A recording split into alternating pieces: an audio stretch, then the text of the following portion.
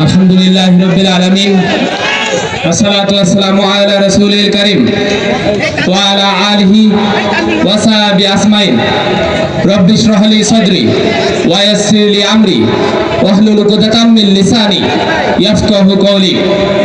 আজকের এই দিনাজপুর ৬ আসন কর্তৃক আয়োজিত ছাত্র যুব নাগরিক সমাবেশে উপস্থিত সম্মানিত নমিনি আরো উপস্থিত আছেন বাংলাদেশ ইসলামী ছাত্র শিবিরের কেন্দ্রীয় সভাপতি জাহিদুল ইসলাম ভাই, ছাত্র শিবির এবং স্থানীয় জামাতে ইসলামের বিভিন্ন পর্যায়ের নেতৃবৃন্দ, আমার সামনে উপবিষ্ট তৌহিদি জনতা যারা ইসলাম এবং ইসলামকে ভালোবেসে নিজের জীবন বাজি রাখার জন্য সব সময় প্রস্তুত থাকেন, সবাইকে নবীর শেখানো সম্ভাষণে সালাম জানাচ্ছি। আসসালামু আলাইকুম ওয়া রাহমাতুল্লাহি ওয়া বারাকাতুহু। সম্মানিত ভাইয়েরা, আমরা জানি ছাত্র সংসদ নির্বাচনগুলোতে শিক্ষার্থীরা আমাদেরকে ছাত্র শিবির সমর্থিত প্যানেলকে বিজয়ী করার মাধ্যমে, ভোট দেওয়ার মাধ্যমে শুধুমাত্র এটা বোঝায় নাই যে আমরা তোমাদেরকে ভোট দিলাম, তারা এটাও বুঝাইছে আমরা ভোট দিলাম এই কারণেই আমরা এই বাংলাদেশে আর কোনো চাঁদাবাজি দেখতে চাই না, আমরা এই বাংলাদেশে আর কোনো র্যাগিং কালচার দেখতে চাই না, আমরা এই বাংলাদেশে আর চাই না যদি কোনো মা বোন ধর্ষণ করা তো দূরের কথা, কোনো মা বোন ধর্ষিত হওয়া তো দূরের কথা, তার কোনো মা বোনের প্রতি চোখ তুলে কেউ তাকাতে পারে না, তারা এর জন্য ভোট দিয়েছে আমাদেরকে। আমরা জানি ছাত্র সংসদ নির্বাচনের যে ভোটের মাধ্যমে আমাদের উপর আমানত এসেছে, এই আমানতের পরিপূর্ণতা অর্জন হবে আগামী জাতীয় নির্বাচনে ব্যালট বিপ্লবের মাধ্যমে ইনশাআল্লাহ। আপনারা সবাই রাজি আছেন তো ইনশাআল্লাহ? জি আলহামদুলিল্লাহ। আমরা যে পরিমাণ শক্তি এবং যে পরিমাণ আমানত আল্লাহ তাআলা আমাদেরকে দিয়েছে, এই আমানতগুলো সুন্দরভাবে কাজে লাগানোর জন্য যে পরিমাণ সময় আমাদেরকে দেওয়া দরকার, সেই সময় আমরা দিতে প্রস্তুত আছি তো ইনশাআল্লাহ?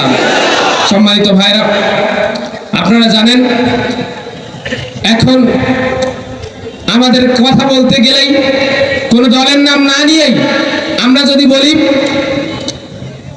যে এই দেশে চাঁদাবাজি থাকবে না, সন্ত্রাসবাদী থাকবে না, কোনো প্রকার টেম্পো স্ট্যান্ড দখল থাকবে না, তাহলে একটা দলের ভাইরা তাদের নিজেদের গায়ে নিয়ে নেয়। আমরা বলি যে আমরা তো আপনাদেরকে কোনো প্ল্যান করি না, আপনারা কেন চোরের মাল পুলিশ করে নিজেদের গায়ে টেনে নেন? আপনারা যদি মনে করেন আপনারা এগুলা কাজ করেন, তাহলে আপনাদের বিরুদ্ধে দাঁড়াতে আমরা অবশ্যই রাজি আছি ইনশাআল্লাহ। আপনারা এই নতুন বাংলাদেশে সে আগের রাজনীতি আর চালাতে পারবেন না। বাংলাদেশের মানুষ, ইসলাম প্রিয় মানুষ এক হয়ে গেছে, অনেকজনকে দেখা হয়ে গেছে। ইসলাম প্রিয় মানুষ এবার চায় বাংলাদেশে ইসলাম ও ইসলামী আন্দোলনকে, তৌহিদি জনতা যারা ভালোবাসে সেই ইসলাম এবং ইসলামী আন্দোলনকে যারা রক্ষা করতে চায়, যেই নেতারা ইসলাম এবং ইসলামী আন্দোলনের বিরুদ্ধে বক্তব্য দিয়ে অনেক বড় নেতা সাজতে চায়, তাদের বিরুদ্ধে লড়াই করার সময় এসেছে। সম্মানিত ভাইয়েরা, আমরা আমাদের সর্বোচ্চ শক্তি দিয়ে আমাদের এই রাজনীতির গতিপথ পাল্টাতে রাজি আছি তো ইনশাআল্লাহ?